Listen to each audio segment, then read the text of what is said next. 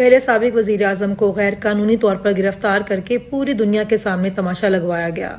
वैसे ही साबिक वजीर खारजा को जमानत के बावजूद रिहाई नहीं दी गई और जिस तरह कल उनको गैर कानूनी तौर पर धिक्के देकर अगवा किया गया और जिस तरह आज उनको भारी पुलिस की नफरी में हथकड़ियां लगाकर अदालत पेश किया गया और शाह महमूद कुरैशी ने जो अदालत को बताया कि जो सलूक उनके साथ किया गया ऐसा तो कभी दहशतगर्दों के साथ भी नहीं किया गया और ये सब करके पूरी दुनिया के सामने सिर्फ और सिर्फ आप हमारे मुल्क का मजाक बनवा रहे हैं। और मेरी नज़र में अपने मुल्क के साथ इससे बड़ी गद्दारी और कोई नहीं होती।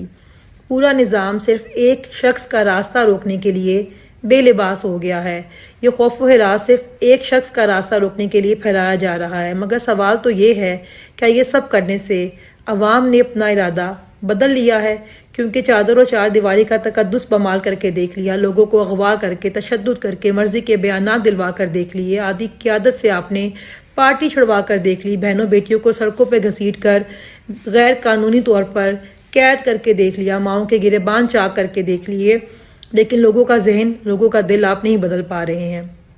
कल आईजी पंजाब फरमा रहे थे कि हमारे पास आम इंतखाबात में सिक्योरिटी देने के लिए पुलिस की किल्लत है। तो मैं आपको ये मशवरा दूंगी कि आप आम इंतखाबात को पीटीआई के किसी उम्मीदवार का स्क्रूटनी का अमल समझ लें, आप कोई वर्कर कन्वेंशन समझ लें, या आप ये समझ लें कि आपने किसी पीटीआई के बंदे को चुकना है तो आपके पास नफरे की किल्लत ख़त्म हो जाएगी।